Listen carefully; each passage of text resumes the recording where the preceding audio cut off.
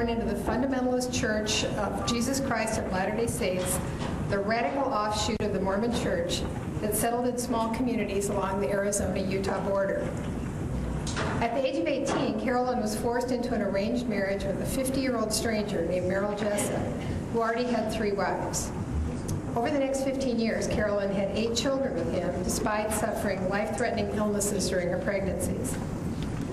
In the middle of the night of April 21st, 2003, she and her children crept out of the home they shared with her husband's 6 other wives and 46 children. 5 hours later, the family arrived in Salt Lake City with the clothes they were wearing and $20. Carolyn's book, Escape, recounts her life inside the polygamous sect and her courageous flight to freedom with her children.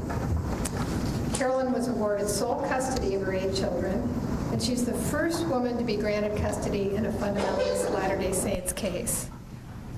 In 2006, her testimony to the Utah Attorney General of church abuses was a crucial part of the case that led to the arrest of the leader of the sect, Warren Jeffs. She currently lives in West Jordan, Utah, with her 8 children.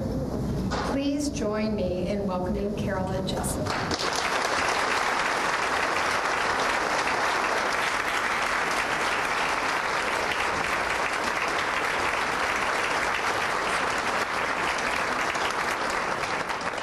Some of the things that first of all, I'd like to thank you for having me here to speak with you tonight. It's an honor, it's a privilege to be able to tell my story, and also very heartfelt and heartwarming that there's an interest in the issues that have impacted my life and that are impacting the lives of thousands of people today.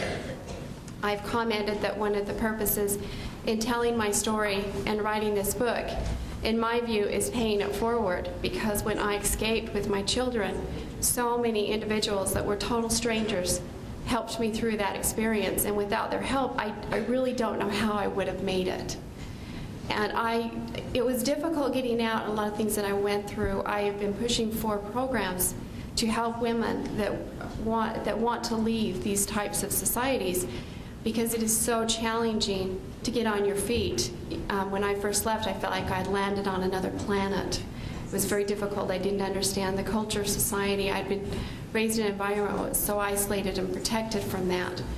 And so one of my hopes in telling my story is that with this awareness, that more will be done to protect victims and to help this problem. There's been a lot of issues around polygamy in the last few years. One of them is the show of HBO. I don't know how many of you have seen that movie. It's a representation of a man with 3 wives who, this is just a lifestyle. It's different than how most people want to live, but it's about consenting adults, and they all want to do this, and there's nobody being injured, and it's just different. And the show is very entertaining. I actually participated in sewing some of the costumes for them. But one of the concerns I had is that the show also demonstrates a lifestyle of polygamy that is totally about free will, free agency. People want to live this way. It's a religious view, and it's different, but they should be allowed to live this way. And there are individuals, independent polygamists, who do live that lifestyle, and they claim to be perfectly happy and that there's no abuse involved. However, that's not the case with every polygamist relationship. And so one of the things that I would like to educate people on is the difference between the lifestyle of polygamy, where people go into that lifestyle and they have a base from mainstream society. They come from a fairly normal family, and this is just a way they choose to live. And the culture of polygamy, because that's what I was born into.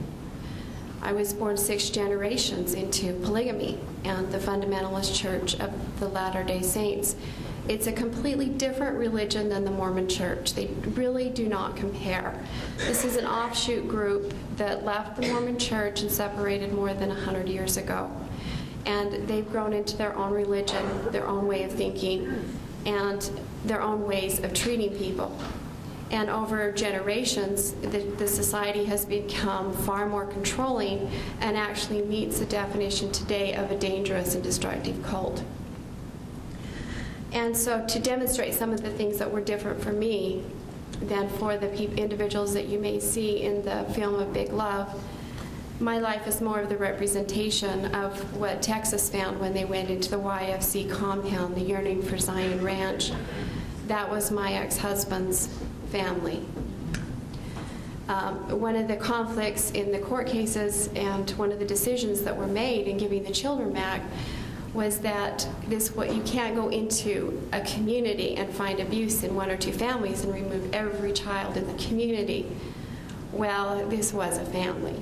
And society doesn't recognize or realize that 430-something children could come from one family. But this was my husband and his many, many wives, and his 54 children and stepchildren, and grandchildren, nephews, nieces. Most of the people on that compound were all relatives, and they were all members of a very large extended family. The state has since released a report that abuse and neglect was found in 91 of the families that were removed. And the families were based on a mother with children. But going into my life, my story, the polygamous community that I was born into was one of the largest polygamous closed communities in the United States. It now has membership of around 10,000. And growing up in this community as a child, it was like growing up in a large extended family, because when you have a closed society that does not convert, and everybody intermarries from one generation to the next, it's not too long before people that you're referring to as aunt and uncle out of a form of respect, in truth, they are your aunt and uncle. And even though the community at the time I grew up was around 6,000, most of the people in the community I was related to. And so it was a society that was very closed, and discipline of children was seen as something that was essential to daily life. And so if someone in the community saw you doing something that they disagreed with, they believed they had perfect rights to correct physically in whatever way they needed to. So it was like growing up in a society where you were always watched. It wasn't like when you're away from mom and dad you have freedom to breathe, because it wasn't that way. The other thing in the community is that we were very isolated from the rest of the world. There were occasions we went we'd leave the community to go shopping, but not on a daily basis. It was occasional. And movies were allowed, some that pretty much frowned on. There was some radio, some internet, and some TV allowed. But for the most part, it was seen as being frivolous to read books that were about romance. Our life was not a life about love. It was a life about obedience to God. As a young woman growing up in this society, I didn't have a lot of time for friends. I didn't have a lot of time for extracurricular activities. My life centered around helping my mother with 9 preschoolers, my younger brothers and sisters. My father eventually ended up with 3 wives, and he had 36 children. I was one of the oldest, so a lot of the responsibility as a young teenager fell on me.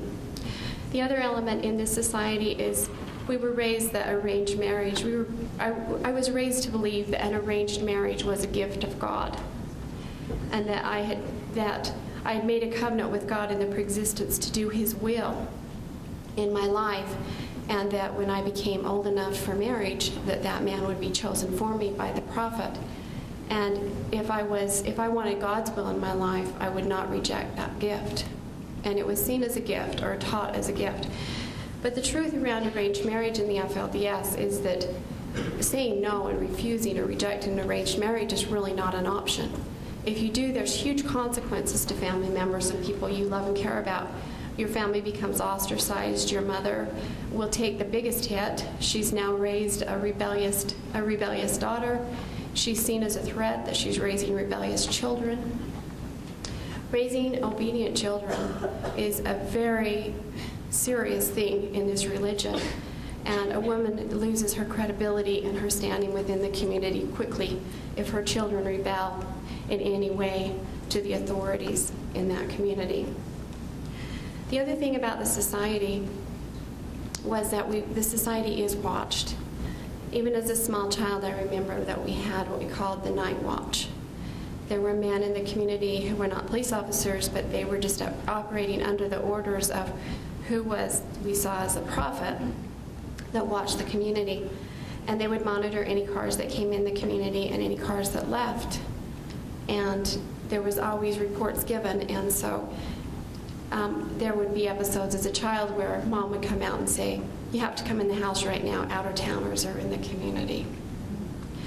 So word would be sent around the community, immediately get your children in the house because we have somebody here from the outside. So we were taught to fear anyone that was not a part of our religion or the work of God. And I was also taught as a small child that people wanted to hurt and destroy us. And it's interesting how that view of life carried into my life as an adult. And I found myself as a mother indoctrinating my children with the same belief system because I'd had limited experience that challenged that concept.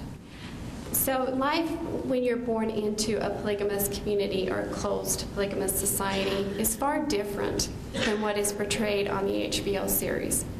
It involves everything from the things you're allowed to say, to the way you dress, to the way you view the world, to the people you're allowed to associate with, to the literature you're allowed to read, to the man that will father your children. And in many ways, you do not grow up with abilities to make choices. For me, this played out in a way where I was given to a man when I was 18 who was 50 years old, and I was his fourth wife.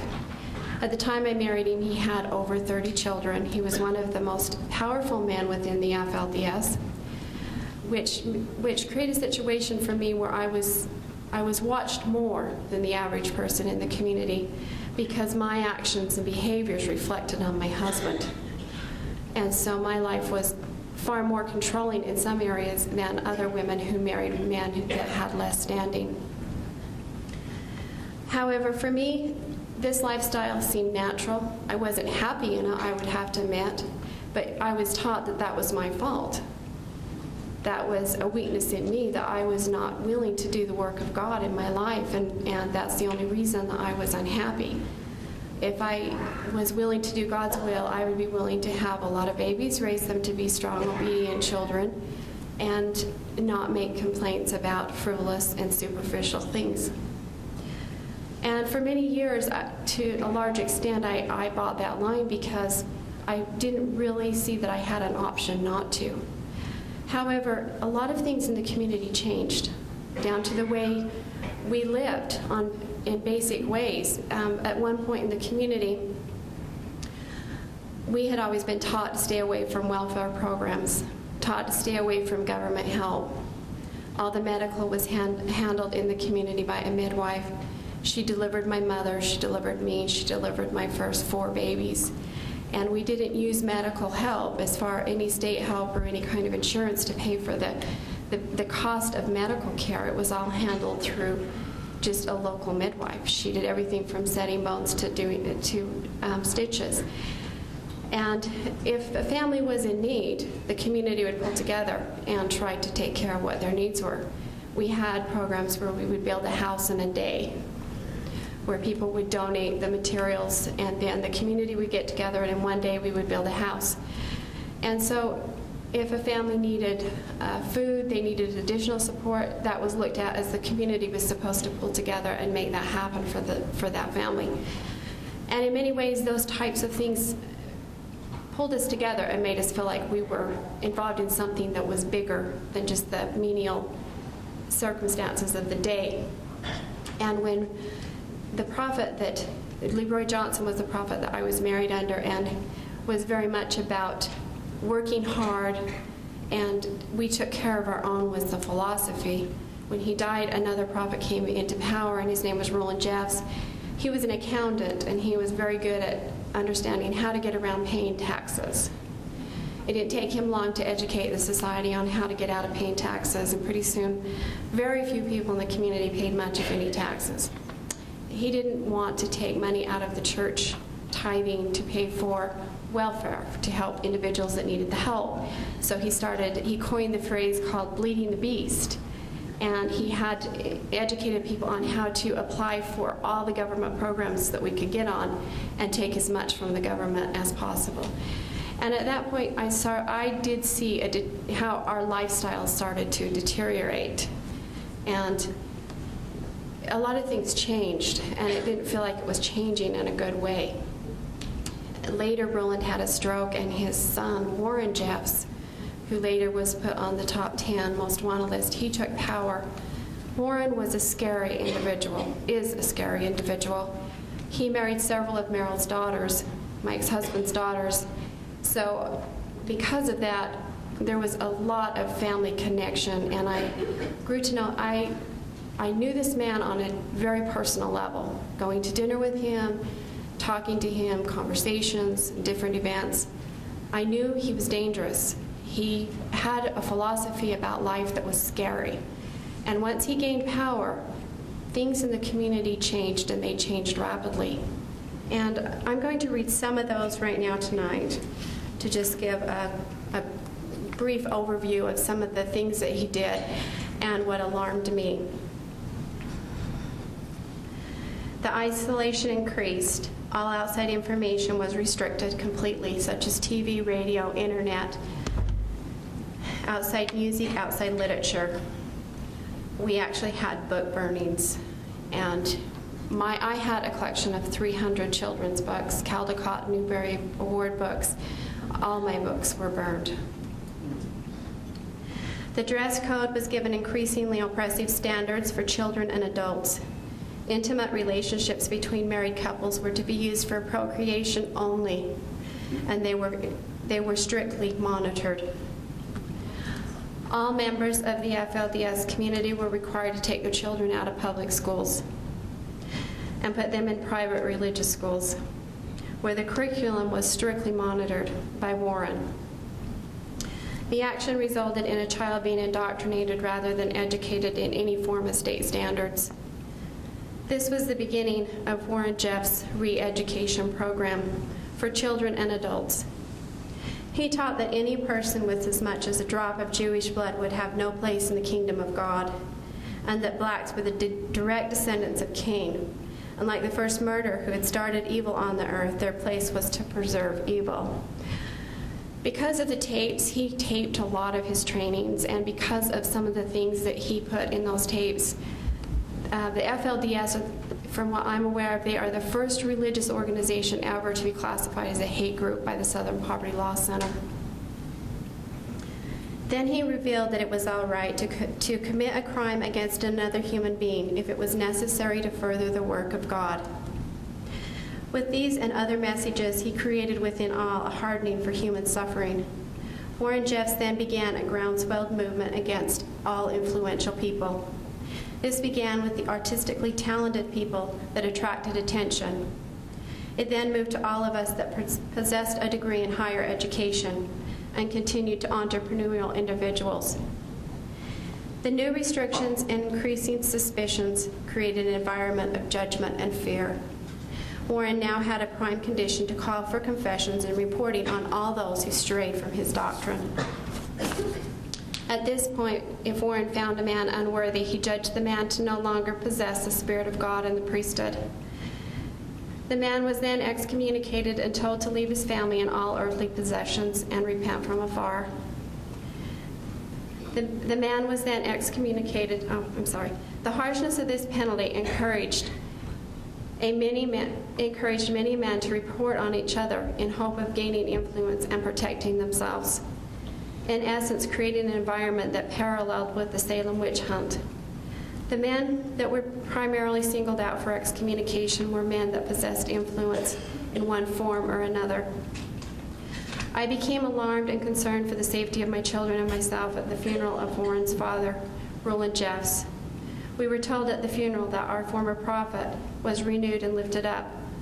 We had previously been taught that Roland's renewal was to be a literal lifting up, where his body would be made young again, and he would lead his people through the millennium for 350 years, fathering children with all of his 60 young wives.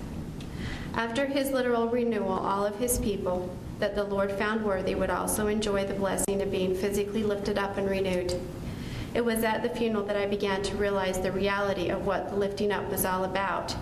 And with the unquestioning atmosphere that penetrated the society, I was unable to ignore the risk. I had always seen my religion as an unsinkable ship. God was on our side, and the work of God could never be stopped.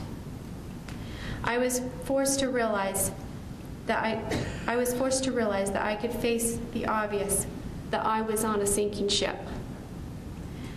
And I had the option of doing whatever was necessary to get myself and my children on a lifeboat or go under.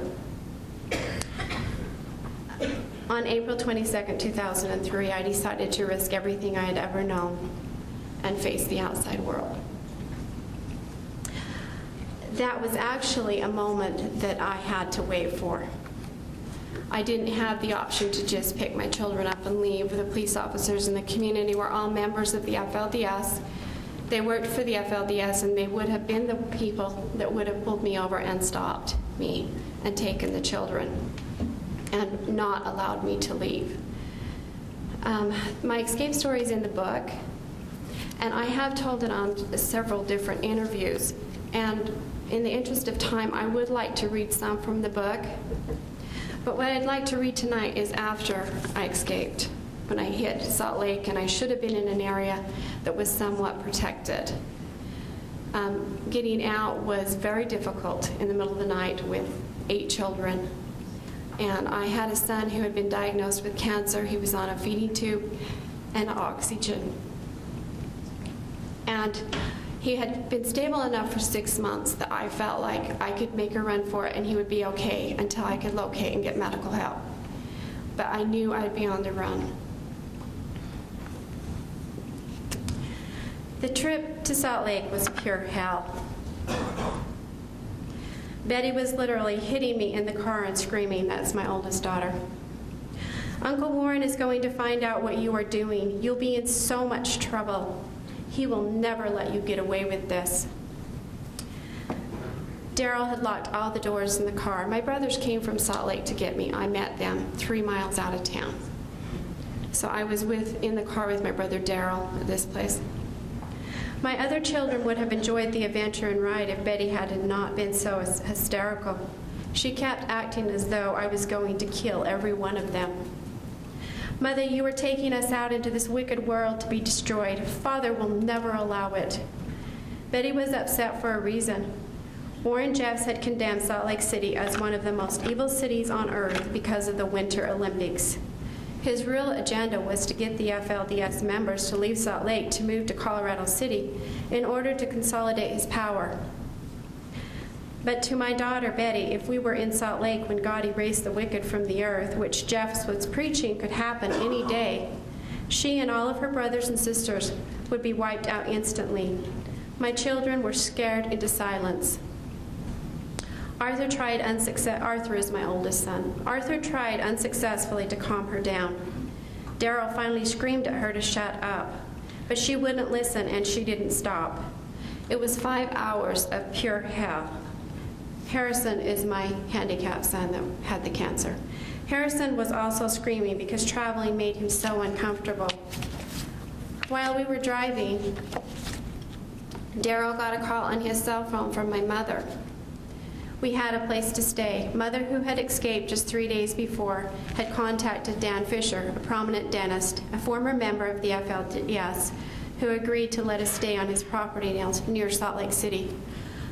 When I left, I had brothers and sisters in Salt Lake. That was one of the reasons who had left the group. That's one of the reasons I went to Salt Lake. But I knew that the group would look for me, and I knew that their homes would be the first place they'd look. I didn't know where I was going. I'd planned on knocking on the doors of total strangers till I found somebody who would take me, 8 kids, and hide us. It's funny, but I've told that story, and there's been so many people who said, I wish you would have knocked on my door. And I know if I'd have knocked on enough doors, I would have found help. But Dan Fisher, I didn't realize he was helping people, and he offered me refuge before I had to knock on any doors when he heard I was coming. Dan had been born in the FLDS. At one point, he had 3 wives, but he quit shortly after Roland Jeffs came into power and began living with just 1 wife. Dan became extremely successful after he invented one of the best tooth whitening systems and other dental products. He still had many relatives in the FLDS and knew how bad things had become. For years, Dan had tried to help people who wanted out of the cult. His willingness to help me saved our lives. When we got into Salt Lake City, we made a quick stop at my brother's to let the children use the bathroom. Moments after we left, Arthur's house was surrounded. My brother is named Arthur also. My oldest son was named after my father. Arthur's house was surrounded by trucks from the FLDS. The hunt was on. My brother's construction shop was surrounded by Merrill's posse before we even got to the city. They beat us to Salt Lake. On our way to Dan Fisher's, I noticed that my son Arthur was watching the road closely. I thought he might be planning to run the moment he had a chance. He wasn't acting out like Betty, but I knew I could tell from his body language that he was furious with me. Dan had 5 guest houses on his property. His wife, Leanie, welcomed us with enthusiasm and gentleness. She couldn't have been expecting a woman with 8 children to land on her doorstep that moment, but she seemed delighted that we had. Leanie took us to the largest guest house with 4 bedrooms and a large living room and dining area. It felt like heaven. I started to think about getting my children fed and making sure that Arthur didn't bolt. Leanie's daughter, Sarah, had came over, and she said she'd get some Happy Meals while Dan talked to me in the main house. Dan was waiting in the dining room with a glass of wine in hand. He asked me a few questions to get a grasp on my situation and background. He was impressed that I had a bachelor's degree in education and that I taught for 7 years. But when I mentioned I was married to Carolyn Jessop, he stopped pacing around the room, put his wine glass on the table, and looked at me and said, "Wait, did you say your husband's name was Carolyn Jessop? The Carolyn Jessop?" I looked at Dan, somewhat surprised by his reaction. "Yes, Merrill is my husband." "You mean I have Carolyn Jessop's kids on my property?" "Yes, actually you have 8 of them." Dan's face paled. "Carolyn, when people come to me for help, I don't usually go to the authorities. Generally, I don't recommend it. But if Carolyn Jessop is your husband, you're not going to have even a remote chance of getting out unless you go straight to the top for help. I feel it's urgent to get to the Attorney General's office involved today as soon as possible. I'll do anything to protect my kids." Dan left immediately. I don't think either of us understood the dangers we were in. My head was spinning. I hadn't slept for 28 hours. I was running on adrenaline from the stress and tension of our ordeal, and there were moments when I felt weak and ready to pass out. Everything was happening so fast. When I got back to the guest house, I did a head count and discovered that Arthur was missing. I guessed that when he was watching the road, he'd been looking for the nearest payphone so he could run back and call Merrill. Arthur didn't have any money, but the boys who worked on construction crews always had phone cards in case they got into trouble. I ran back to Leanie's house and told her what had happened.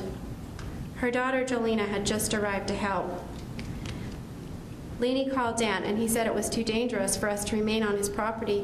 He said we'd be safer at Jolena's. I started rounding up my children to take them into hiding again and gathering up the black plastic bags, garbage bags that our clothes were in.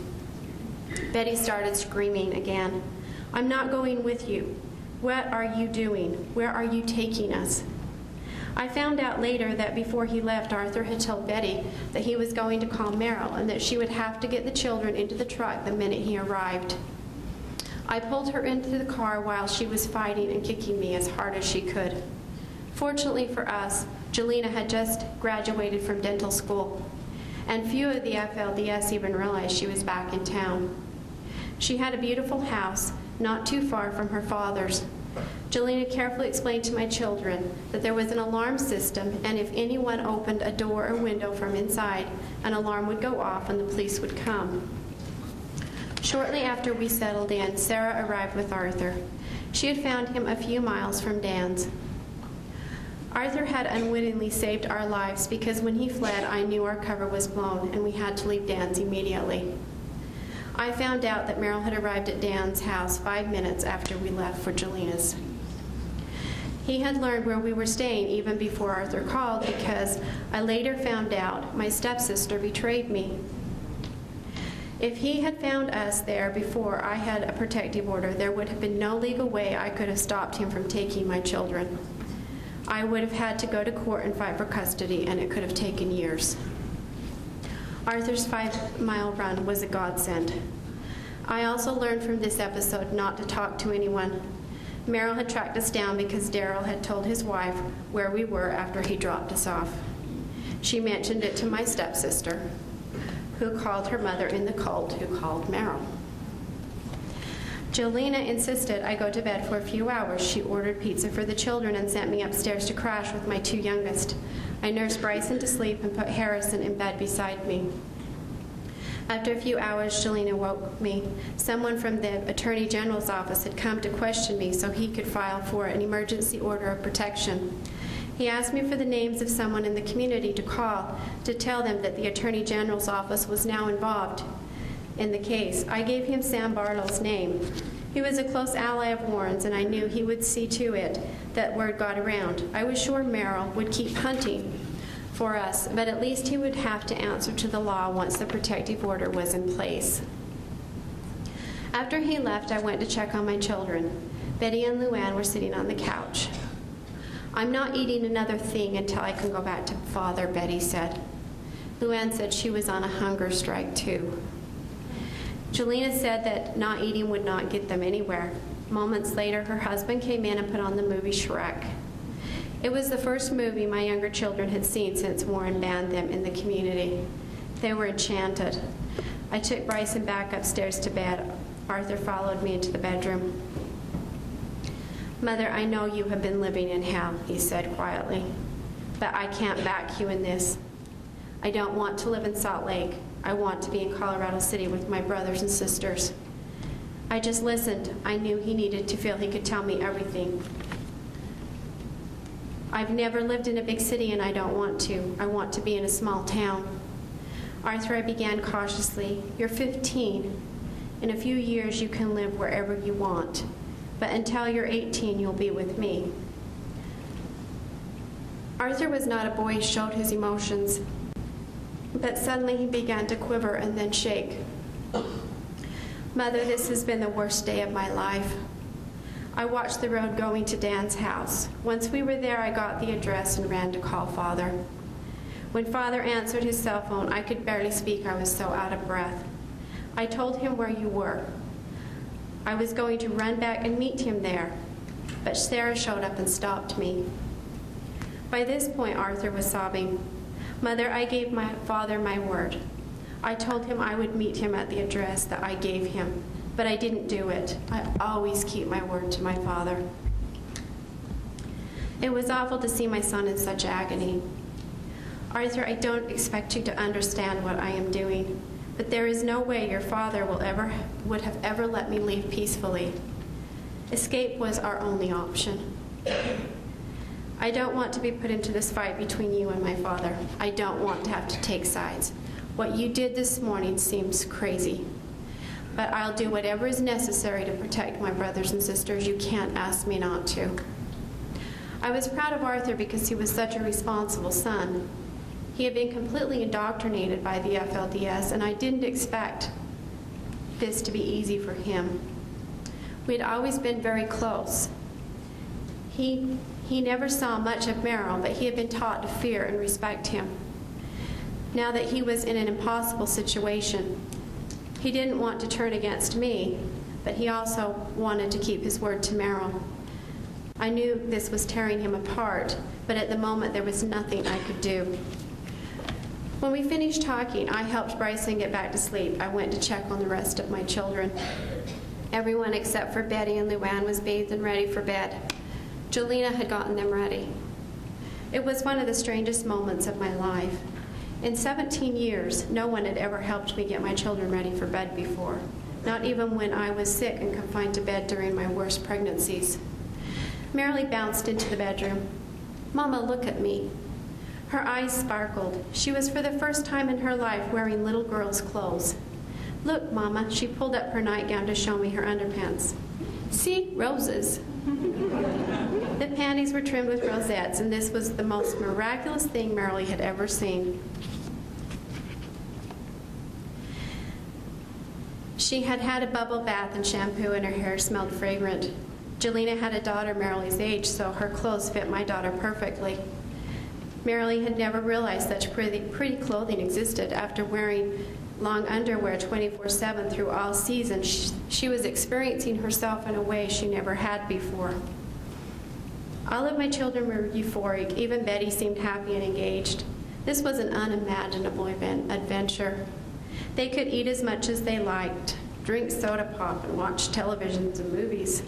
For the first time in their lives, I think they felt like the center of attention because they were not competing with dozens of siblings. Arthur asked if he could go to work with my brother the next day, and I agreed. I felt I could trust him, and I knew my brother would keep close tabs on him. When my brother came to pick him up the next morning, he took me aside. "Carolyn, I don't think you know how much trouble you have created for yourself. The entire city is crawling with men from the FLDS. They are scouring every possible place you could be hiding. I was afraid to come over here because I was sure I'd be followed. Things are really crazy. I know you went to the Attorney General's office, but Merrill is not afraid of the law. Not under these circumstances. I'm worried about your safety. Getting out of this religion just might not be possible." I looked directly at him. The truth is, I have nothing to lose. I would rather be dead than live that way another minute. I am going to protect my children and do everything I can to get out. Arthur started to laugh. "Yes, I imagine you will. I don't know of anyone else who would try such a stunt. Your van was so out of gas we couldn't get it off the trailer. You took a van that had almost no gas, loaded it with children who did not want to go, and now look where you are.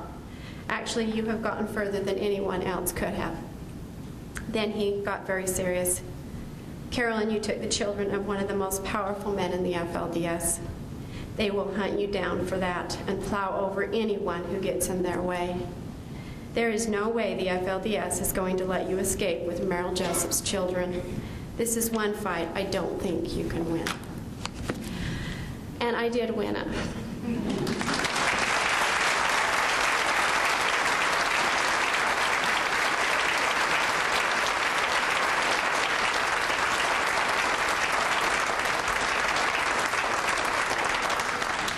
But for any of you who have not read the book, you'll have to read the book to find out how I won that fight.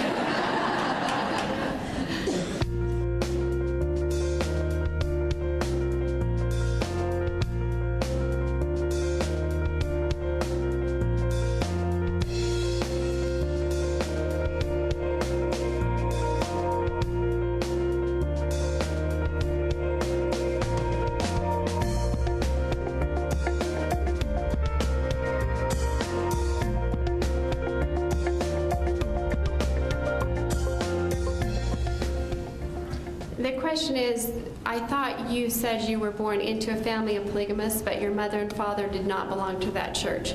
Yes, they did belong to that church. Your brothers get educated. The question is, how did my brothers get educated?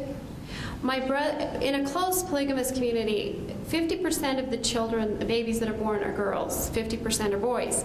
So when you're not converting members, then you have to get rid of the excess male population. So it's very common for the young boys to be kicked out of the community, ran off. It's also very acceptable if they choose to leave. Most of my brothers left this society to a large extent because they didn't like the lifestyle, they didn't like the oppression, and it was also encouraged. I did have one sister that ran away when she was younger. That story's in the book too. She did make it out and stayed out. I had another sister later that left with her arranged marriage. I mean, the husband that was an arranged marriage. My mother and father were in arranged marriage, but my mother was the first wife. So in my younger years, there was only one mother in the home, and then later, my father married my mother's niece, and that got interesting. And then after I was married with children, he married the third wife, and she came into the family with 8. So I have 8 step siblings and around 28 half and full siblings. Yes? First, I'd like to say congratulations on escaping successfully. And I also would like to know, what made you decide that it was time for you to get out, that this was the life that you wanted to live? The question is, what made me decide that I wanted to get out and this was not the life I wanted to live? There's many episodes that brought that about. In a cult, when you're born into a cult, or if you are a cult member, a true believer, you actually live every day of your life with 2 identities. You have a cult identity. It's the way you're taught to think, feel, and believe and act. And pretty much, if every decision that you have come into your life, you go to the training, you know, how do I handle this situation? Oh, I keep sweet. And there's very standard ways of what you're allowed to do and what you're not allowed to do. And when you step out of those boundaries, it gets dangerous. But the one thing about cult indoctrination, and even when you're born into a cult, there's never a point where the authentic self, who you really are, is erased. And so even though you're acting a specific way, you're saying specific things that you're supposed to say, you're still who you are inside. You still have your feelings, you still have your emotions. You just don't operate under that. And in a case of survival, the authentic self will break through the cult self and take over, and then you will make choices based on the authentic self. That happened for me in multiple stages, where my authentic self continued to break through. Eventually, after I had my last baby and I nearly died, my authentic self came through and it never went back. It was at that point I realized I was leaving no matter what. But my baby, when I first held him, he weighed 3 pounds and 10 ounces, and Harrison was incredibly ill. So I knew I had to get my 2 youngest strong enough to make a run. And so at that moment on, I started saving medication, and I started planning and watching and waiting for a moment when I could make it work. And I did eventually get that time, but my baby was about 18 months. It was about 18 months later before I left. And then there were all the additional things that I read about, how the society changed that created alarm. And for me, I felt like I was backed up against a cliff, and my option was to jump. The worst possible thing that could happen if I jumped and I left this, I didn't feel like would be as bad as what I knew would happen if I stayed. And after this raid on Texas, I don't know that there was a day that I didn't pick my children up from school without nearly crying, and I realized if I would not have done what I did, I could have lost them. I could have been up against losing them.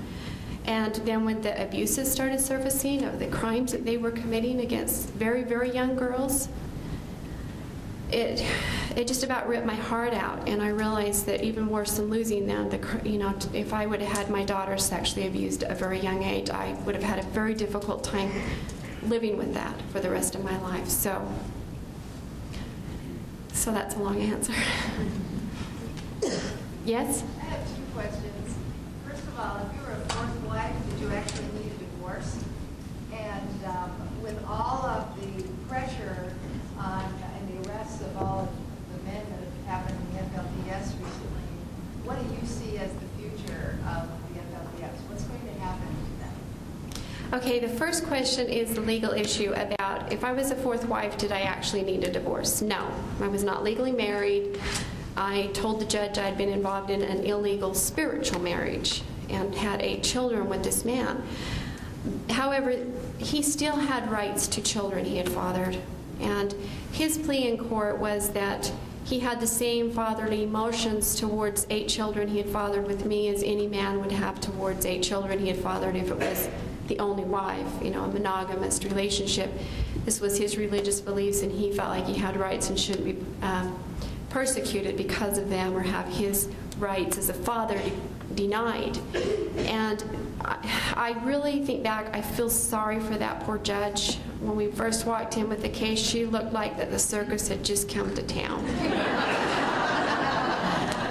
It really wasn't pretty. I mean, here I'm saying, you know, I left this. I don't want to live this way. I want to protect my children. They need protection. At that point, I really didn't know how to explain what was happening. And the attorney that I was working with didn't understand the circumstance at all. So she has two individuals. She has a man who's claiming, yes, I have 7 wives, so what? And she has another woman that's saying, yes, we've been living in a polygamous relationship and breaking the law, but I want my kids. So I think to some extent she felt like she had 2 criminals in her courtroom fighting over kids. And it was a very difficult situation and not common, because very often if women leave this society, they run, they hide, they take a few of their children if they can get them out. Usually it's the younger ones, because the older ones refuse to come. And they don't go to battle in court. So I was kind of a landmark case, and I took them on in court, and it was interesting. The second question she asked was about the criminal prosecution with these men in Texas, and what is the future of this group. Sadly, where the state took the children, and a lot of good people made some heroic efforts to do the right thing in a really bad situation, it spiraled out of control on them quickly. That number of children, when the judge gave the orders to take all the children out of that compound, they had no idea how many children were in that compound. The people in the city of El Dorado were shocked when they saw that number of children come off that ranch. And the situation spiraled into a crisis quickly. And in fact, right now, CBS, they're rewriting laws in their legislation to deal with some of the problems and holes they found out they had in the system. And that number of children exposed it.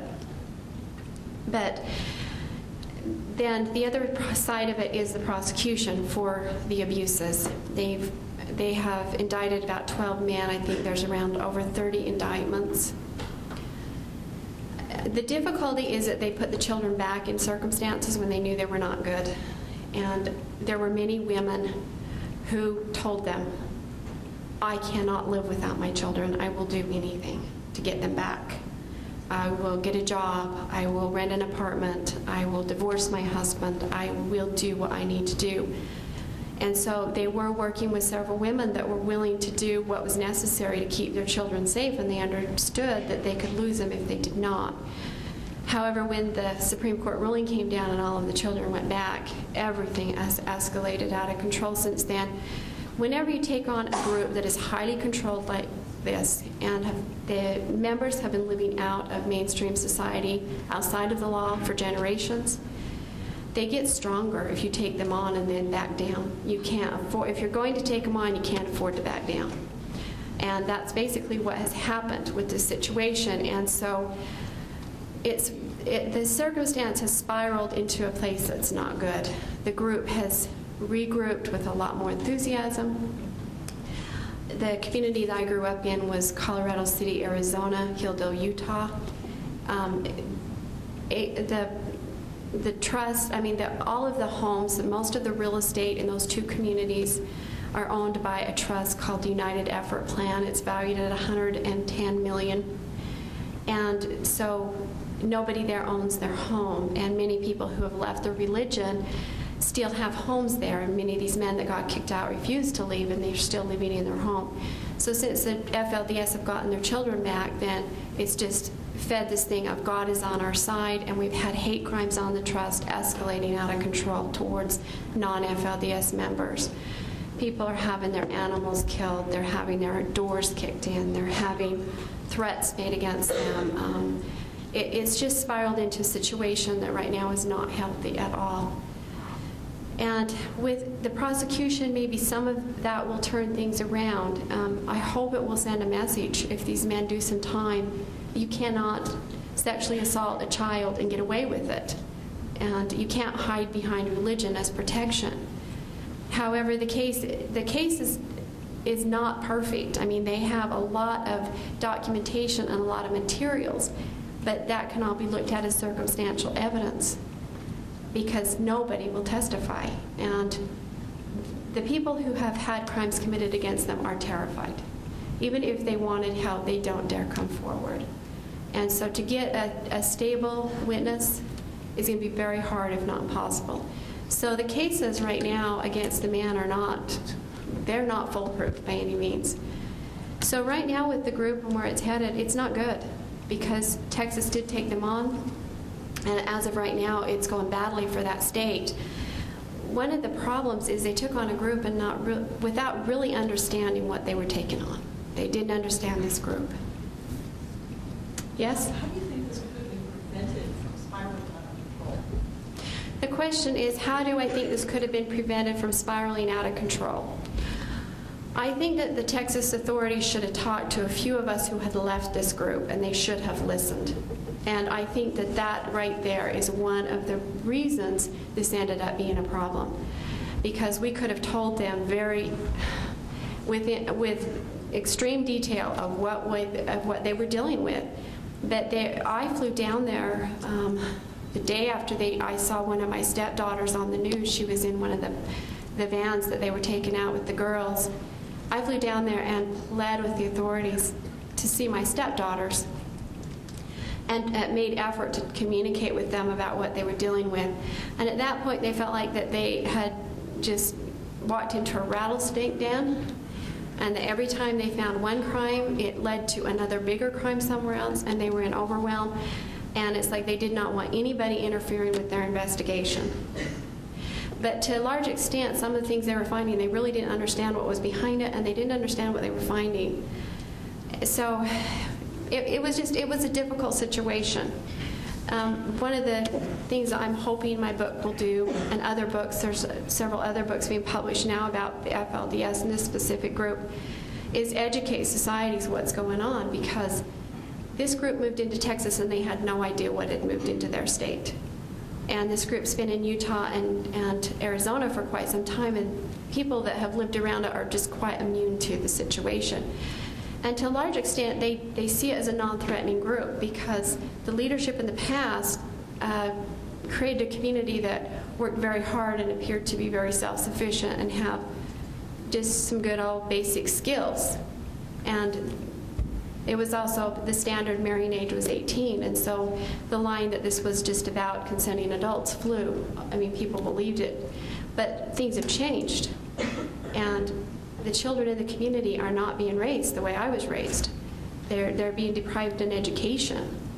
They are dealing with abuses. Young girls are being sexually assaulted. This group has changed. And Utah and Arizona, those two states are having a little bit of a difficult time getting up to speed with how much it has changed and how quickly it's changed. Yes. You mentioned early on that your mother could have suffered consequences, or a woman could have suffered consequences, and I couldn't figure out, and I guess I just went glory details. What kind of consequences would they have suffered to say, I don't want my daughter to go into an arranged marriage? The question is, what kind of consequences would a woman or a mother suffer if she tried to protect her daughter from an arranged marriage? She would have probably had her children taken away from her. That is totally not acceptable. And women in this society have so much pressure put on them to raise perfect children. And they don't... You can't go out and create your own value, work hard, get an education. I mean, your value in this society is assigned to you. And for women, I mean, our value within the community was to have a lot of babies and to raise them to be faithful children that were obedient to the prophet and wanted God's will in their life. So like for my mother, if she would have stepped in and interfered with the marriage, well, first of all, the marriage would have happened anyway because she had no say. That was my father's decision, not hers. The other element is a woman is owned. I mean, you are property. If you're given to a man, he owns you. So my father owned my mother. She didn't have a right to have a voice. As a daughter, as his daughter, he owned me. He had a right to give me to the man he chose. I didn't have a right to give a voice to the fact that I wasn't happy with the man he chose. So there were those elements. The other thing is if she would have been ostracized in the society, people would refuse to allow their children to play with her children. How does anyone support 44 children who will pay the power bill for a 17,000 square foot home? I mean, how do you support all these children? The question is the economics. How do you support 44 children, pay the power bill for a 17,000 square foot home, and just the basics? First of all, we didn't live very well. It's like no matter how much money was brought into the family, there's just never enough. There's never enough for shoes for everybody that needs shoes. There's never enough for the clothing that we need. And for food, we grew a garden to a large extent. You know, we lived simple. But Merrill was a little different because of his position. He owned the largest construction company in Page, Arizona. He owned several motels. He owned some rest homes. And so for us, that was one of the ways that we were able to do it. But for most of the people in the community, you know, once we didn't pull together anymore and do big canning projects, and we had to start paying for more medical care and that type of thing, everybody just went on welfare. I mean, I think the last estimate was 60% of the community is on welfare right now. So basically, you're paying for it. I mean, taxpayers pay for this lifestyle. It didn't used to be that way. It is now. Yes? Okay. Do you feel safe today, and are you happy today? The question is, do I feel safe today, and am I happy today? Yes, I do feel pretty safe. There's been a few threats made, and I call the Attorney General's office, and they'll red flag my home. So if my home is red flagged because of threats, then they will, if I call the police, the West Jordan police, they dispatch before they take the call. So I have some protection there, and they'll red flag at a moment's notice. And then because I have gone as public as I have, the FLDS really, I think that they feel quite afraid of doing anything because it will validate everything I've said. So most of where I'm threatened is through slander. And I am getting a ton of slander. And most of that is going over the internet. I get some through media where they talk to media. So that's just something that I have to deal with. They have to do that. I mean, if my story is credible, stays credible, and people believe me and they listen to me, it's a huge threat for them. And they're going to have a very difficult time to continue to hide their crimes behind religion. I'm hoping that if these cases in Texas work out, they won't be able to continue that anyway. I'm hoping that that will create enough awareness of what they're all about that more will be done. And then, am I happy? Yes, I am very happy.